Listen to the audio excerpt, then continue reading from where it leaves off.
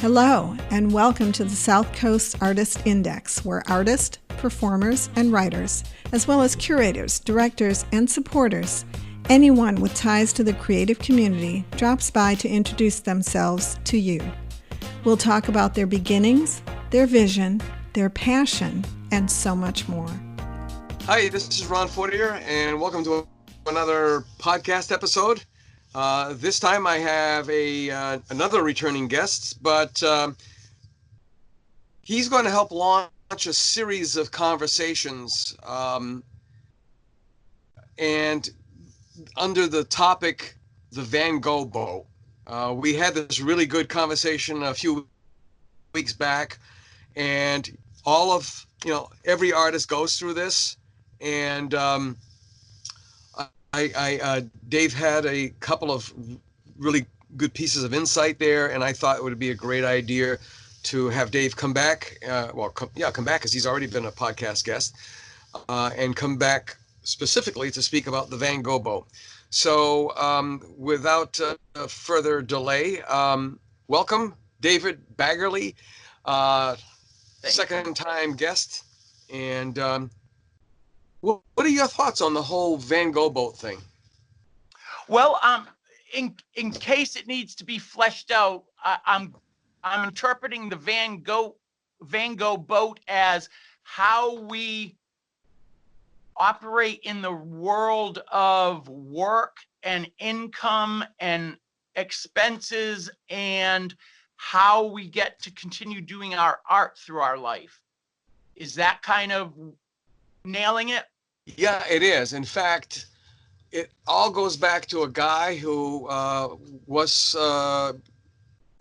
grew up in Acushnet and went to New Bedford High School, because Acushnet didn't have a high school. I don't think they even have a school system. I think they go to New Bedford.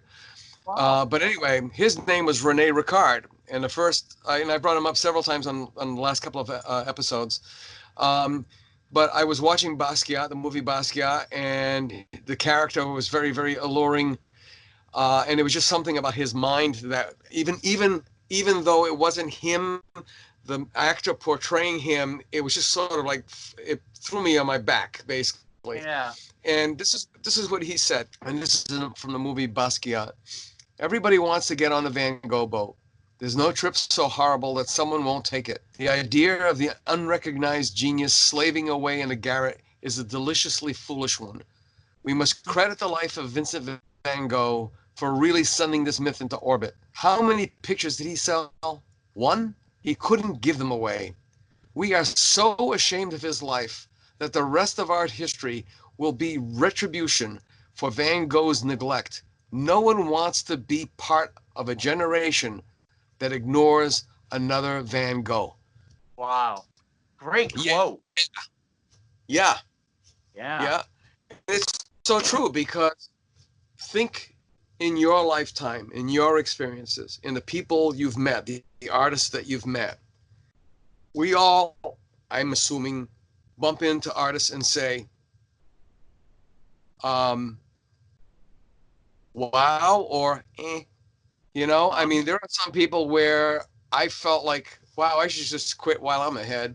And there are other people like, well, I think I'm way better than that person. Right.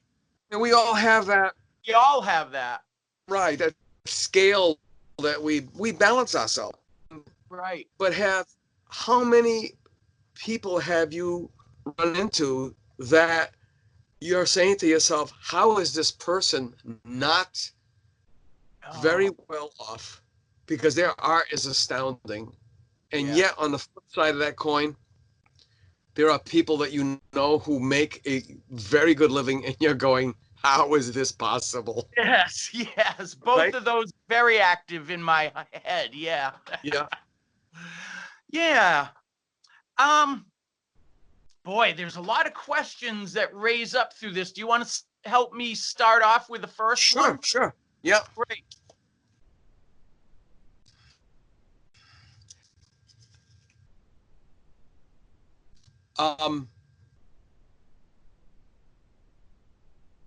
Name a couple of people that you've bumped into in your life that you have been wowed by. Yeah. That should have, you think should be driving Maseratis and living in castles. Right. Yeah. And yes, I have a lot of friends like that. I think I can start this by saying I only have one friend whose work is fantastic by my estimation. He's a truly mature, serious, talented, dedicated artist. His name is Lloyd Martin. He paints out of outside of Providence. He's the only friend whose work blows me away and has gotten to be able to sell enough to support himself and his family.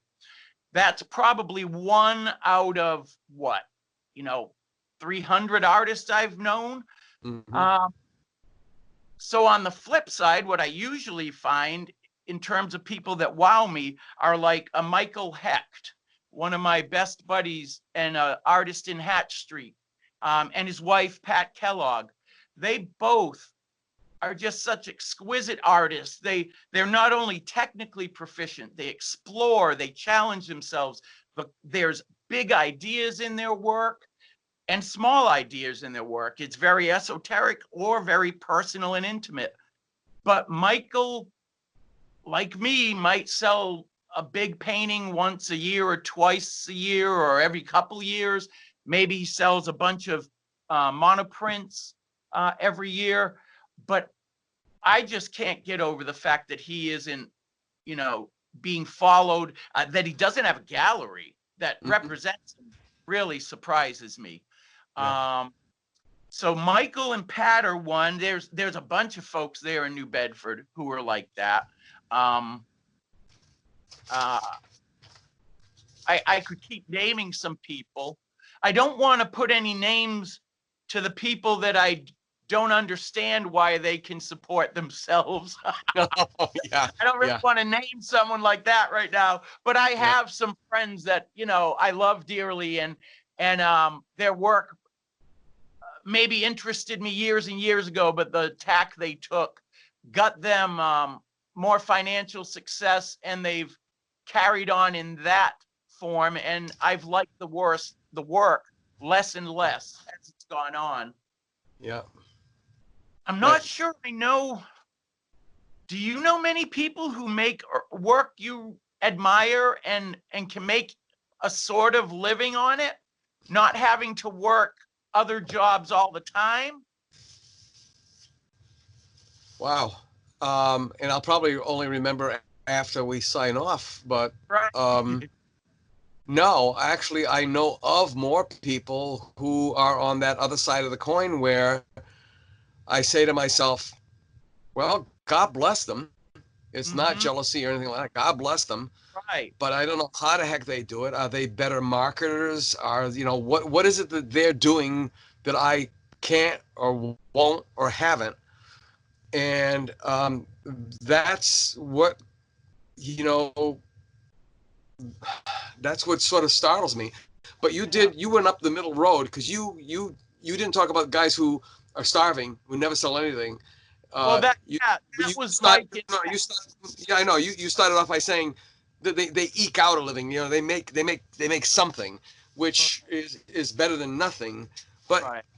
I mean, taste is relative, value is relative, everything is relative. But Yes. let's go back to you personally. What Sure. have you done? And I was almost going to say, what did you have to do? Because that Mhm. changes too. Yeah. To continue painting, continue being an artist. Yeah. Um, I mean, did you do it full time? I mean, that's also a very rare situation. I mean, waiting on tables, bartending, carpentry, you name it. Right. Yeah. I'll give you a sort of brief timeline. Um, in art school, um, and that early age, I always had two bodies of work going. One was for my own personal satisfaction. It was very symbolic and about ideas. And the other was landscapes, because I was learning to paint and I love nature and I love painting out plein air. So during my senior year of college, art school, I actually got a couple galleries that started representing me for the landscapes. I also got nonprofit art spaces and other places to exhibit the work that meant something to me more. So I started off right away with both of those streams looking like they had wheels and they could go down their respective roads. So after graduating from college, I always had a part-time job. Abby, my wife, was making money regularly. She had the predictable pay, but it wasn't enough to really live when we were newly married and right out of college. So I would work, 2-3 days a week at a gallery in DC. I worked in their frame shop, things like that. I used to paint houses. Then I started doing commissions for money, like houses, someone's summer house or things like that. So that went on for probably 10 years. And during those 10 years, I kept pursuing the landscapes and the personal work. They all were making headway. I was getting galleries that represented my landscapes. There was a gallery in Mattapoisett, Rogers Gallery, that would sell 40, 50 landscapes a year for me, year after year. And I was getting grants for my personal work. I was showing in galleries, mostly nonprofit spaces and universities, but also galleries that popped up. Let's see. So that's through, say, moving to Rhode Island after Baltimore. I did get picked up with my personal work by a gallery in Rhode Island, and I became part of their stable, and that was wonderful, but they closed, which happens, I think that's happened with almost every gallery that I've shown my personal work in that's meant as a commercial gallery. They have all closed, except maybe Luis Villanueva's Colo Colo gallery, although he's different now than he was before, so I don't know whether we call him closed or empty or gone. He's in transition right now. Yeah, in transition. Good. Yeah. He's in transition. So I've been blessed with Abigail as my wife, and that is probably the foundation of how come I've been able to paint my whole life. She knows me well enough to know that I'm not myself if I'm not painting. And she likes me being an artist. She likes my ideas. She likes me when I can interface with society and culture. She likes to see that. And she has not a greedy, materialistic bone in her body. Her mantra has sort of been, if we're making it and we're paying all our bills, Dave, you can paint, And so that gets us through till one of my major milestones, which is a sad one in that I critically hurt my back maybe 15, 18 years ago. I had back surgery, but then either a different disc went bad or the surgery failed. But ever since then, I've been living with maybe 6 to 8 hours a day on my feet at this point, needing way more sleep than I used to, and just being in chronic pain all the time. So because of that, my daily life activity number of hours has been diminished severely. And I've tried everything to get out of this situation, but nothing works. So I stopped doing the landscapes for money once my back got hurt, and I realized I can only do one of these and do them as well as I want to do. The landscapes had just had the bottom fall out in 2008, I think, in different galleries. So it was kind of an easy choice to let go of the landscapes at that point. They weren't pulling in a ton of money. And I I do not feel good if I'm only painting landscapes and never getting to my real work. My real work is what's necessary for my sanity, and my joy and exuberance in life. So once again, Abby, now by this time that I got hurt, Abby had become a nurse. We had gotten rid of all our savings. We sent her to school in her 40s, came out with no money, but a career that she absolutely loves. She has now found her favorite thing in life to do. She's great at it, and now it pays fairly well. So we are able to survive on her pay and then just my sales that happen once in a while. We're not really able to save at the moment. There are questions about that, but oh, I thought of something. Oh yeah, living simply. Living simply. I cannot stress enough that if you want to pursue anything that's not making you much money, you really have to learn how to live on a tight budget. And we were fortunate that we didn't think so at the time. By the way, am I going on too much just on No. my own? No. I'm taking notes Great. as yeah, because there's little tangents I want to go off on. Yeah. Yeah, good. So the simplicity, maybe I'll end on that. We were fortunate enough to be really poor for the first 5 years of our marriage, to the point where early on was like, if I made a meal of cabbage and I over spiced it with something and we could barely choke it down, we kept it and ate it for the next 4 days anyhow. We had no choice. Really. So that kind of thing, while we didn't like it, we didn't stress us that much. And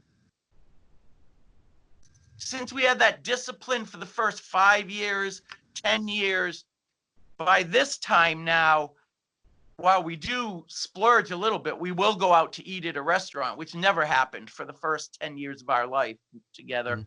Mm-hmm. So now we're able to live okay, but we know that our being used to being frugal is the only thing that's kept us out of debt and behind the 8 ball. At this point, I kind of love this little tidbit that we actually make money off our credit card company. So we actually make like almost $1,000 a year just from using a certain credit card company and paying it off all the time in full. So like we're actually taking them for a ride. Yeah. No, I know exactly what you mean. Yeah, I'll kind of pause there on the simplicity, and really I cannot recommend enough that people learn how to live cheaply and learn what they can do without. There's a lot more that we don't need than we do need in this culture nowadays, in our everything made in China so we can afford it, but yeah, all that stuff. So I can pause there and let you. That's good. I mean, a lot of people, it depends on their upbringing and their backgrounds. If they came from a home where they never went without, if they came from a background where they didn't know the difference between need and want. Yes. Everybody wants a BMW, but you really don't need one.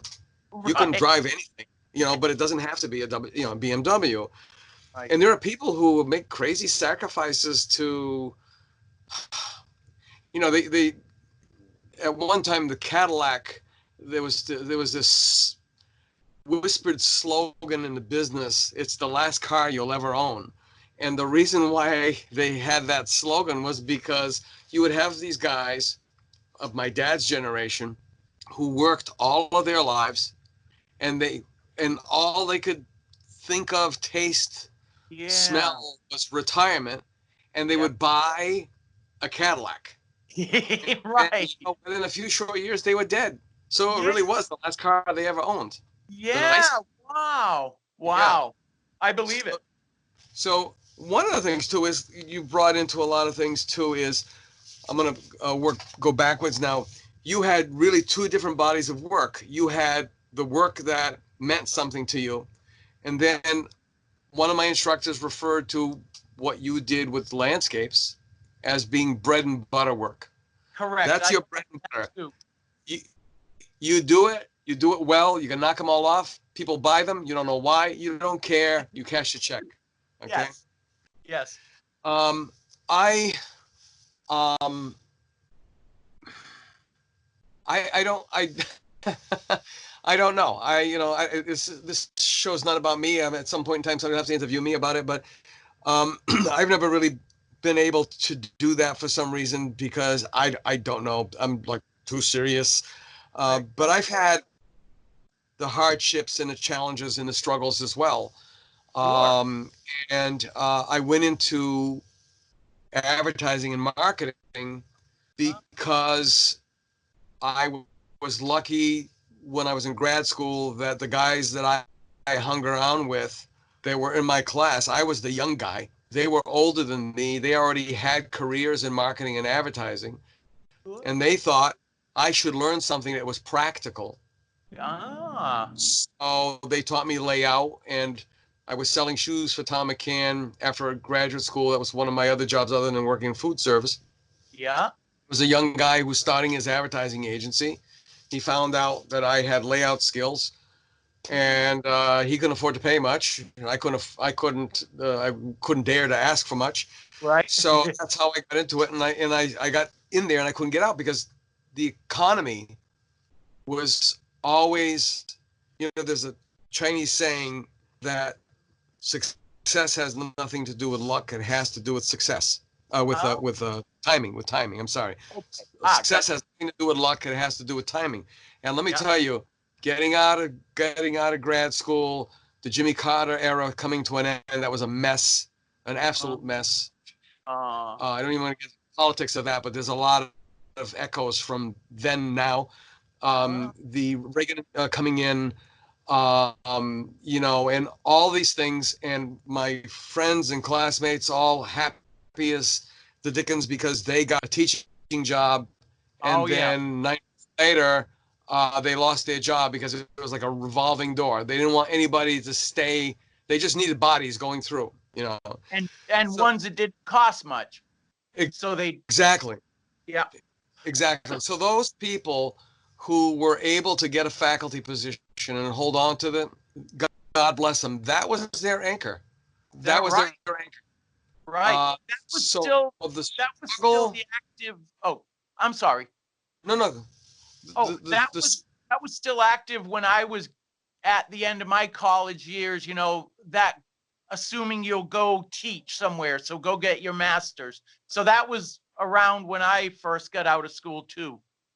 Yeah, and that was, the reason why I went to grad school, because I was so dumb.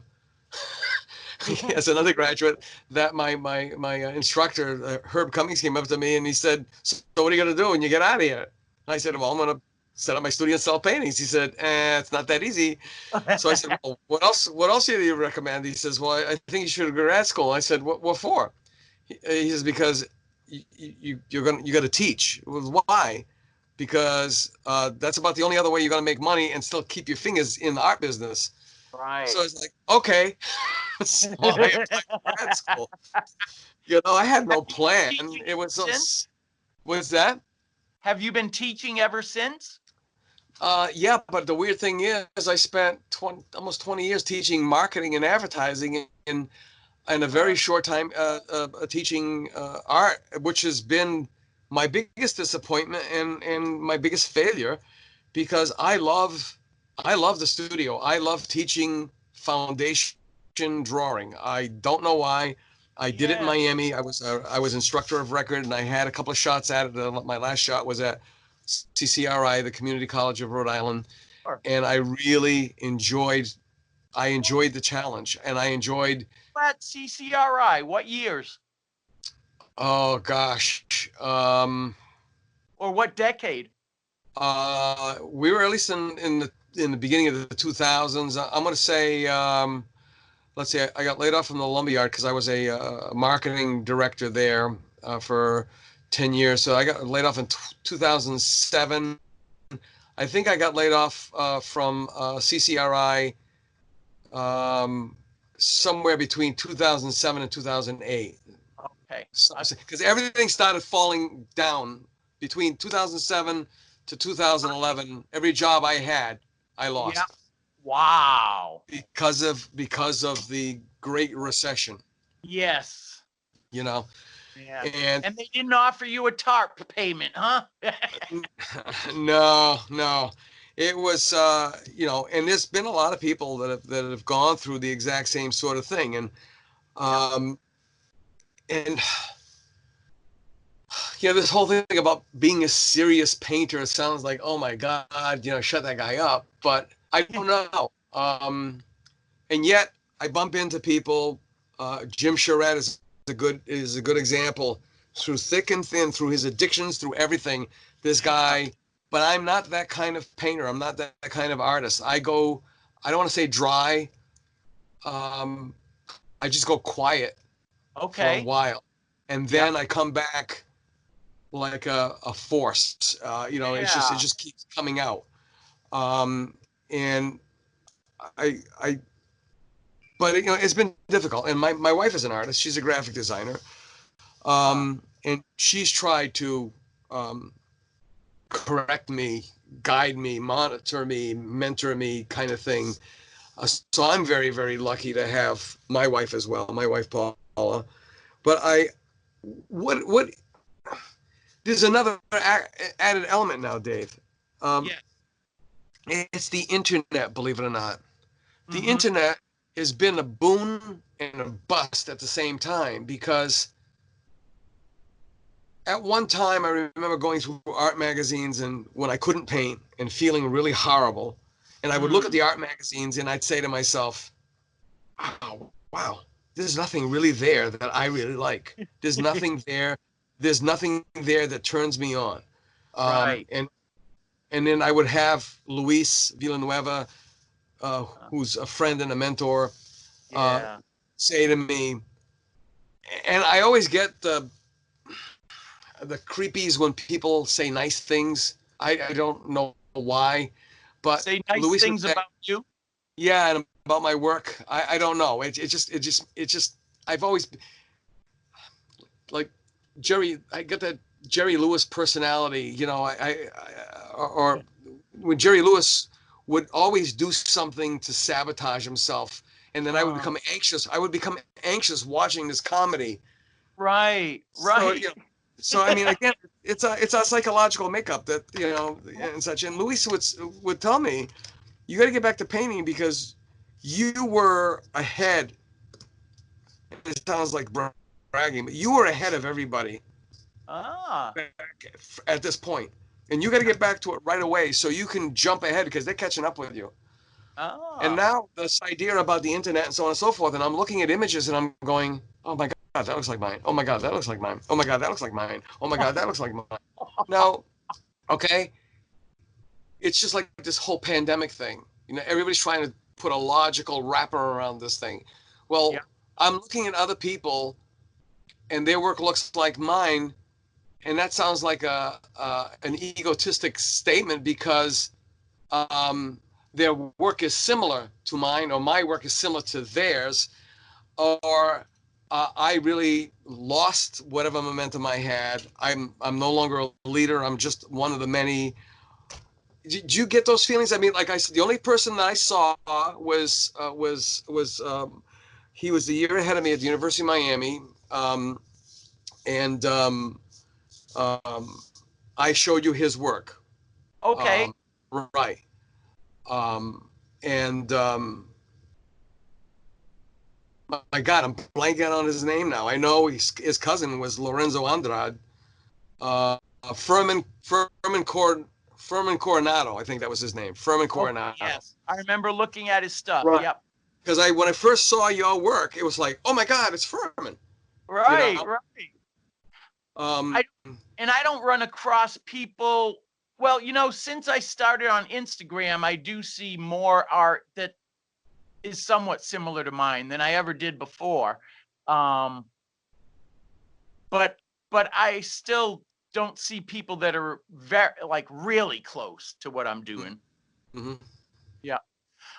Yeah, the exposure, like professionally, how we feel about our place in the art world, or if we even have one, or if we're deluding ourselves that we have one. That is a permanent topic that's in my head. I don't think about it all day or every day, but I do often think about, well, where do I stand? Why aren't galleries coming to me? Why isn't it easier for me to find a place that thinks they can sell my work on a regular basis, that they'd have a clientele for it? What is it? Am I not producing enough? Am I not known enough? Do I need the certain connection that opens up the other? So it's such a mystery to me. Yeah. I kind of live, the way my head wraps around it is basically saying there's no way for me to know my own standing in other people's eyes. Mm-hmm.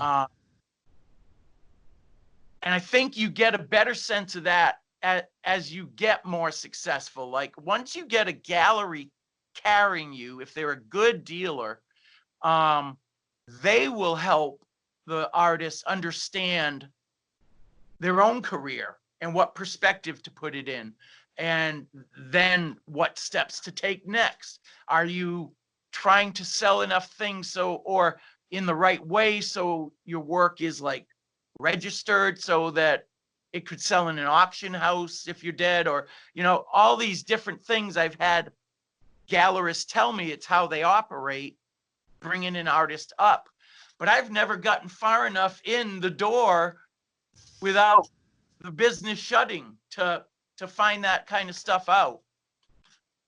I'm left with having to make up my own criteria about places I'd like to show most and places maybe second most I'd like to show third most. So I have to make my own categories, and I have to hope I'm approaching the right people. But I'm sure I approach people on the high-end galleries who just would rather me not even apply. Like I've never had a solo show at a museum or something like that, Mm-hmm. Whatever their criteria is. So yes, I can certainly relate. The other thing too is, I mean, a gallerist is in business because they're a business person, and that's, and obviously they're going to stay in business if they're a good business person. So my assumption is that they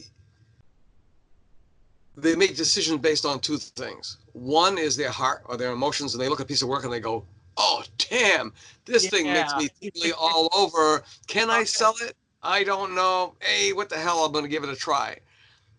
The other side of them is obviously the head. It's all the business, and it's like, okay, well, can I move this person's work? Right. And because don't forget, they have rent to pay, and heat, light, and all that stuff. They have the promotions to do, and people are like, oh, well, they take 50% out of it. It's like, well, because that's their only payday. Yeah, they deserve it if they're good at it, especially. Yeah, and it's a partnership, know. So let's talk about being discovered. Yeah, because that is really what it comes down to. What is this discovery thing? What is this thing like? What makes artist X, the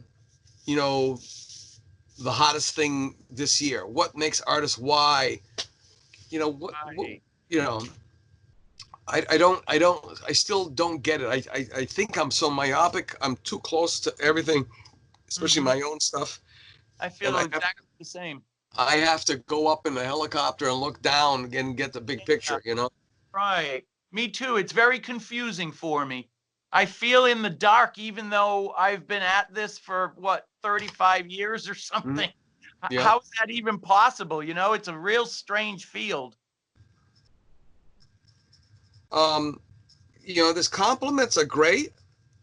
And if we could cash in on the compliments, right, that'd be fantastic. Of course, there's the E word, exposure.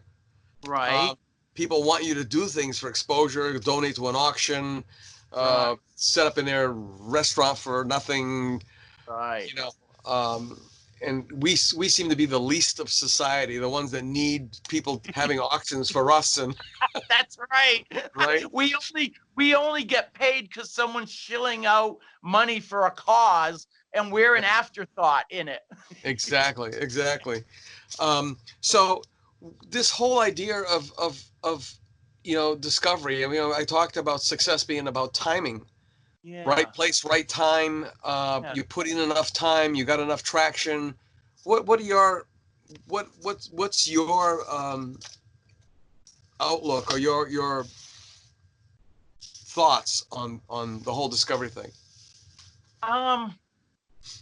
I know for sure that we can't sit back and be discovered. We have to work at it. We have to put our work out. We have to enter shows, go to galleries, show them our work, and then publicize when we are showing, so that maybe they come see it. Although more and more often now, gallery owners can't take time out of their day to go see another show. So I guess I treat, if there's like a crumb of reception by someone who I respect their gallery, it's been around a long time, they sell a lot, any crumb of attention from or response from them, I sort of treat as, okay, I'm gonna deal with this right now. I'm not gonna let it wait. I don't get my hopes up anymore, although part of me does, but my brain majority says, it may not happen, it may happen. So I prioritize in the best way I think I can think of at the time. I used to show for exposure only as a young artist, and I think that's a good thing to do as a young artist, because showing in and of itself is a whole part of our career that I find myself behaving differently when I'm talking to a professional gallerist than I do when I'm talking to another professional artist.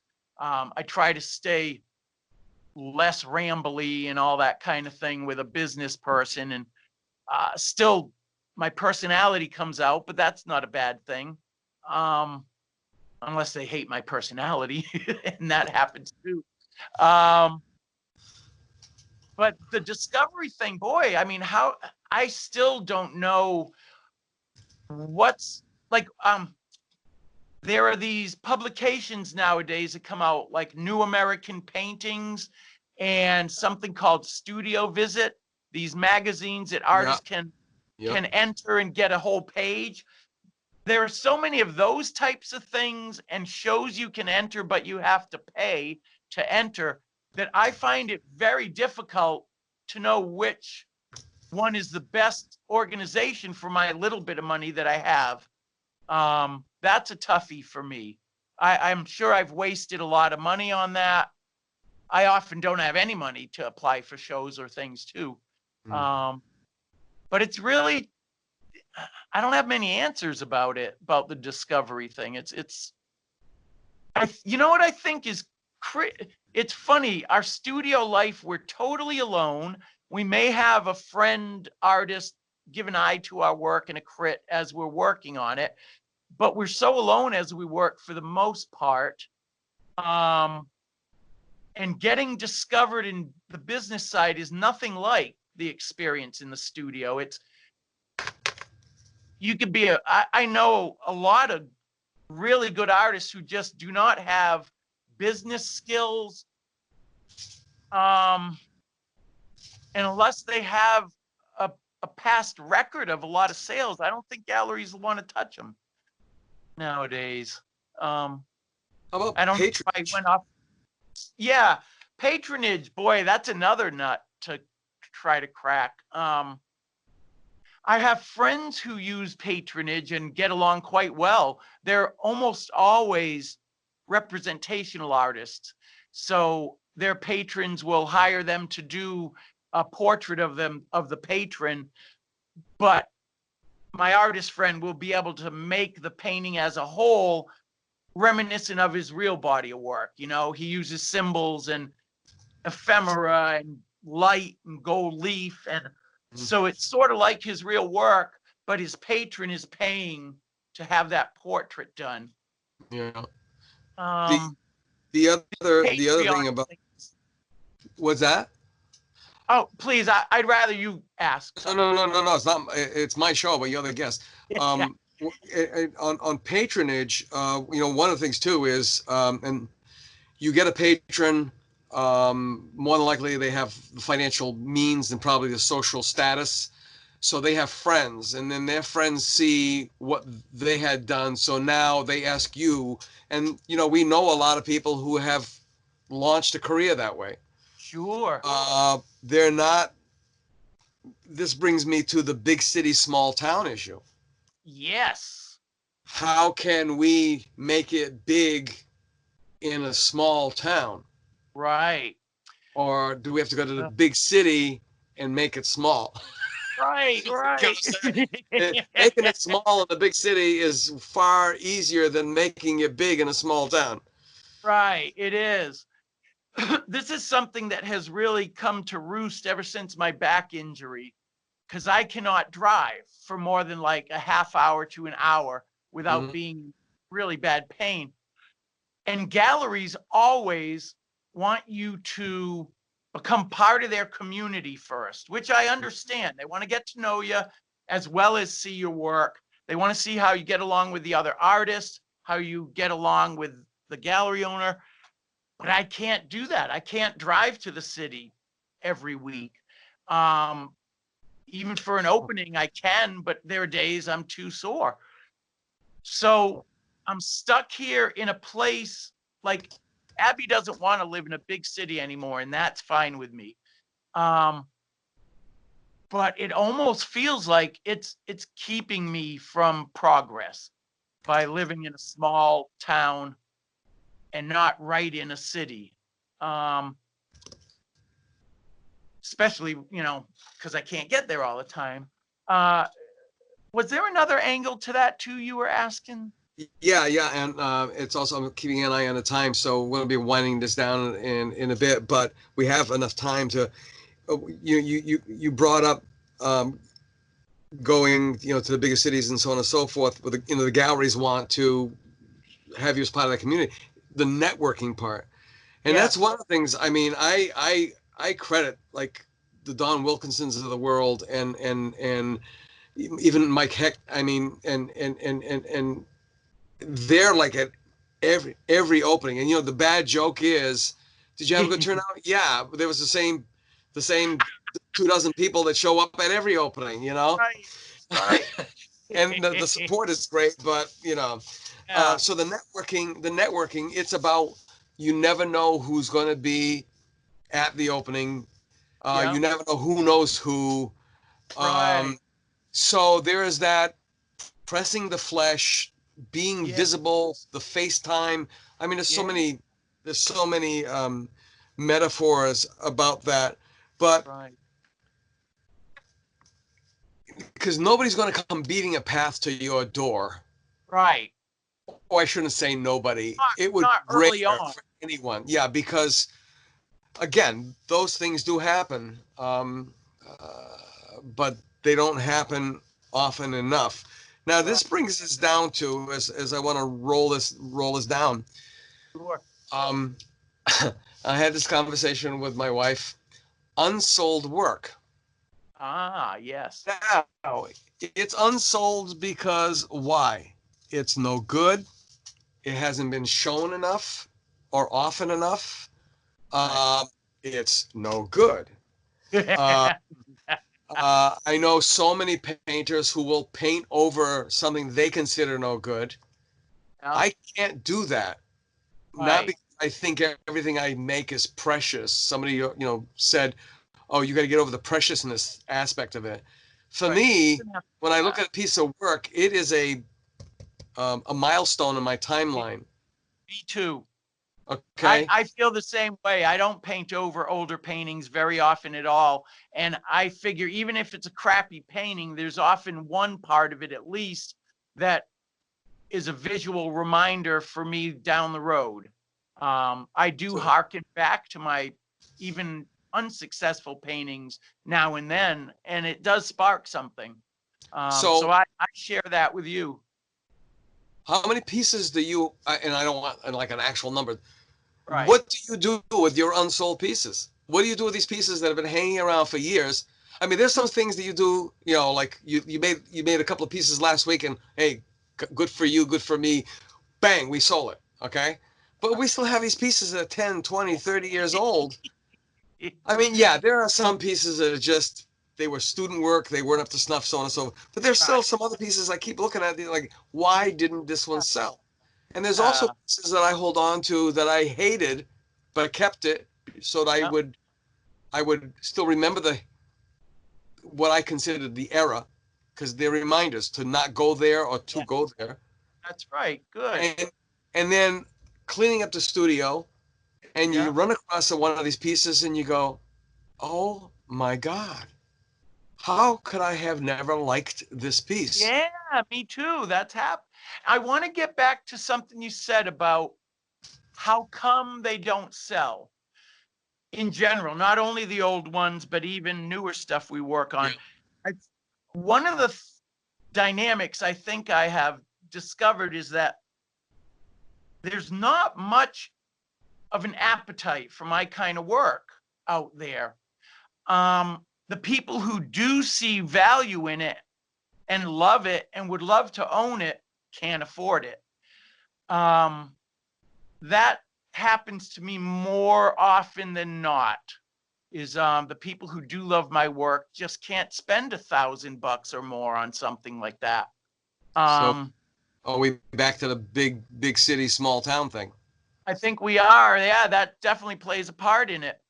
And big cities are going to have a wider range of galleries big cities, first off, have a bigger population. You got a bigger chance of someone responding positively to your work.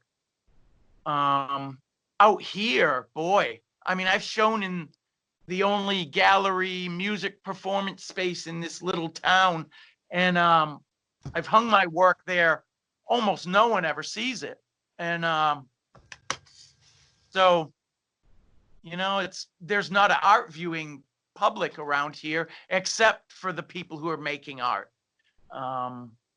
That's kind of one of the biggest things I think I've noticed.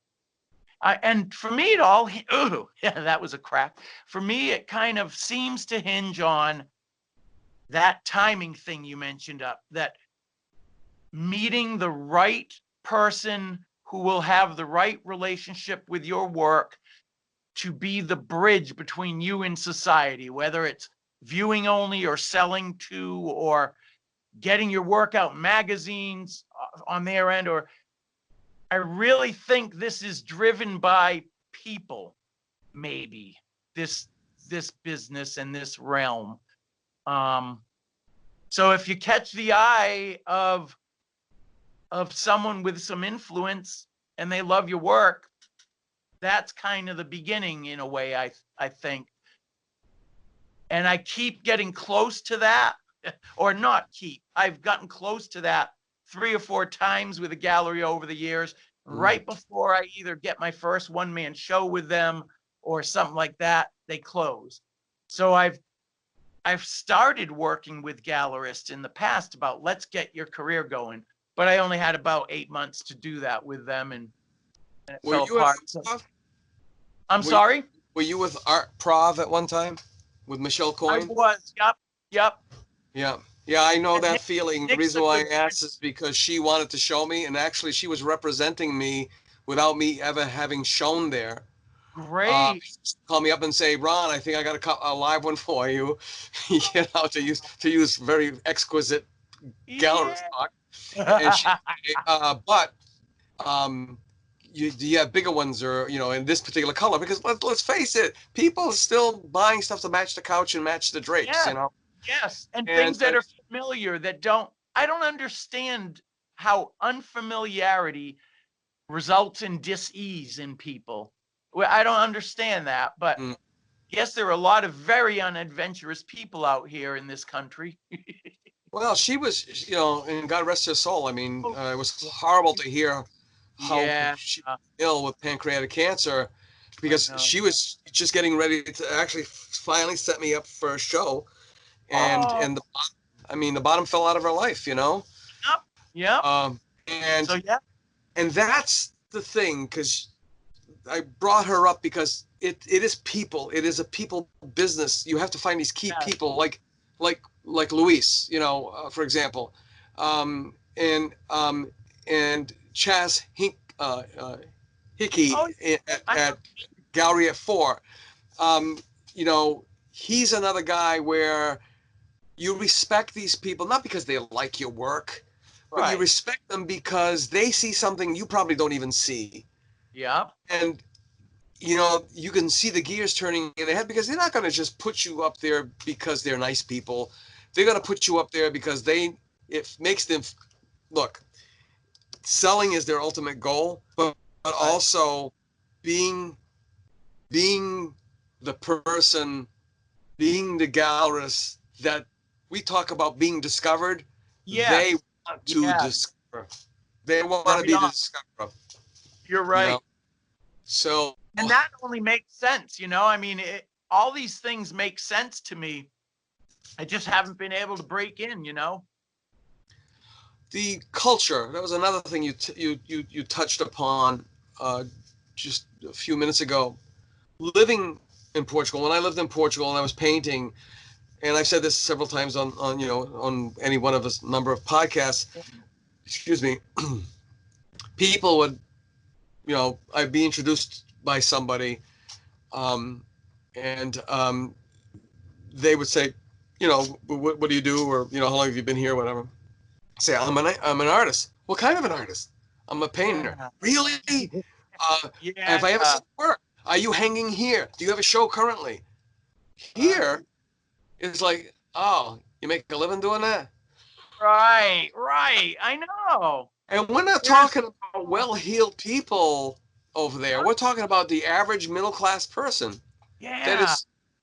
But their educational system, which is part of their culture, is so much different than ours.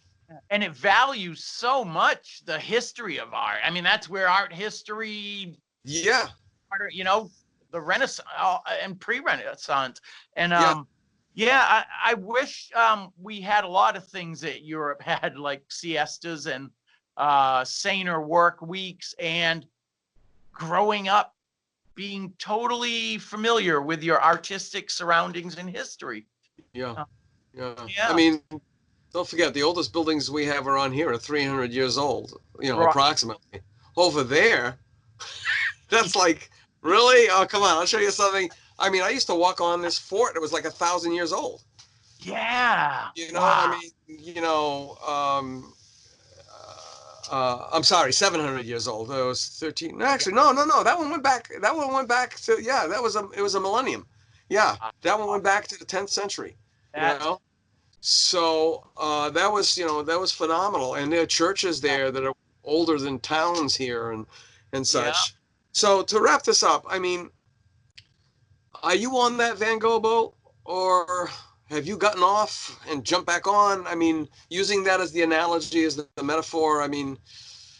Can you refresh me what that actually means instead of the analogy? The Van Gogh boat being, Van Gogh is probably, by René Ricard's description, and also by anybody who knows of Van Gogh, and if you're really cool, it's not Van Gogh, it's Van Gogh. But anyway, Van Gogh.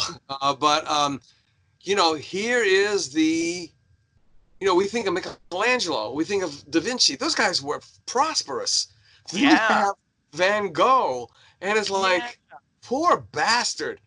Right. I mean, he was, screwed up, and you wonder, what his mental health, and yet you look at some of his work, and not every single piece, because that's to be almost impossible. But you look at some. I mean, there are the Starry Night Yeah. and of those other the night cafes, and Yeah. you're going, oh my God, the soul of this person. Yeah. You know, the only painting he sold, I believe, was to Theo's wife, his brother Theo, and his, if I remember correctly, and she couldn't stand. She never met him, but she couldn't stand him because she thought he was a leech. You're And then right. Remember when that. she met him, she fell head over heels. She just totally got him, and I think Yeah. that's the painting that he ever sold. You know, Wow. Wow. so we're right back to people again. Of course, he Right. was his worst enemy, Right. and So we have that. so does being in the boat means realizing that you just won't sell? Being in the boat is okay. You're going on this journey that only has a beginning, but you have no idea where you're going to end up. Right. You are in this boat that's being buffeted all the time by bad seas and winds and such. And there's always the danger of sinking and disappearing for good. Right. That's, to me, that's what the analogy is all about. Is that it's dangerous. I feel like that's my life. That rings true. Yeah. Yeah, definitely. Especially from the interfacing with the world aspect of being an artist. I Mhm. feel that way. Um that yeah, I feel like it's always, well, thank God there's always some chance of hope. I think I live on hope for all my life. And I never get tempted to give up painting. But I do go in and out of bothering to reach out to find a venue or a thing. Mhm. Uh, I know I have to keep doing it. So even if it's just resume padding, I make sure I keep showing so I can Yeah. show that I'm currently working all the time. Yeah. But yeah, I feel like there's not been much else but waves and wind, and at least it hasn't sunk. Right. And it's yeah, Uh, and going against the current too. yeah. Okay. We are about ready to wrap this thing up, but I want to thank you so much, first of all, for the inspiration of doing the show about the Van Gogh boat. Because you don't remember exactly how it brought me to that, but I looked back on one of our messages and I said, "Oh, there it is. I wasn't crazy. He did. We did Yeah. mention it, and it is a struggle. It's a struggle. It's almost like we as artists need to recite the what they call the Serenity Prayer, the AA Yeah. thing. Yeah. Because having the serenity to accept the things as they are, the courage to change things, and then having the wisdom to know what the difference is in between them. Yeah. So, and then as we go along, unfortunately, and I have to have Richard Connor on the show, Dr. Richard Connor, who is now dealing with a phenomena. We talked about unsold work. Now imagine someone who had been um, famous is not a good word. They had been successful. They paid the bills. They had critical acclaim. They passed on. Now their family's got like a trailer load of work that what the hell do I do with this stuff? Right. Because the artist is gone. The work is almost like kind of, Yeah. I don't want to say meaningless, but there's Right. another aspect to this whole dilemma that we find ourselves in. I really respect what Richard does. It's a real big chance taking on these collections. What, he has at least two artists now At least two, yeah. Joseph Alexander. Um, I can't remember the other two off the top of my. Actually, there's maybe about four. Two major, two minor. Let's put it that way. That's So great. yeah. Good for Richard. Peter Stroud, I think, is the other guy. Yeah, Yeah.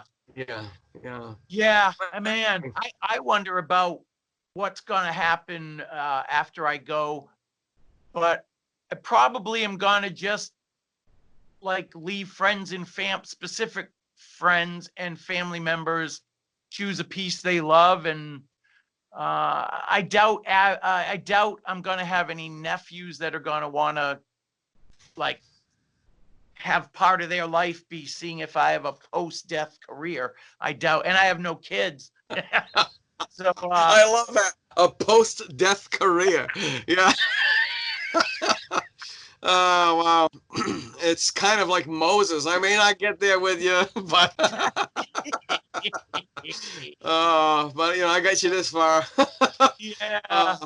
David, thank Boy, you this so is much. such I appreciate yeah, this. this is a really good topic, and yeah, I'd love to join in if you ever have a roundtable. Sure. Yeah, that's another Yeah, aspect that we're going to try to put together, because we've also lost, I think, not that I'm great at it, I'm learning as I'm going along, but the art of conversation, where artists used to get together and talk yeah, about these things at right. cafes. We don't have a cafe society here. That's another city versus rural thing. Yes, Yeah, exactly, yep. exactly. And All right, sir. yeah, man, this was great. I thank you so much for it. I You're love welcome. these conversations. Thank you, thank you. And at some point in time, one of the other plans is to have all these transcribed for several reasons. One is because we'll be able to take keywords out of it, and then people will be able to read what was actually been said. And I'm really thinking that at some point I'd love to put out a yearly, or it might be every 2 years, a volume, a compilation of all these transcriptions, edited down, obviously, of all the artists that have been spoken to in that span of time, in that 12 months or 24 months. And I think it might be a good thing, you I know. think it sounds great. Very good. That's the other thing too. Um, if imagine all we know about Van Gogh is horrible enough. What's more Hmm. horrible is not having known him at all. And Yeah. with Amen. I bid you a Cheers, fond my adieu. buddy. This was really nice, and thank you so much, and you have a great week. You as well. Thanks, Dave. Thanks for listening to the South Coast Artist Index podcast. For more information, please visit theartistindex.com.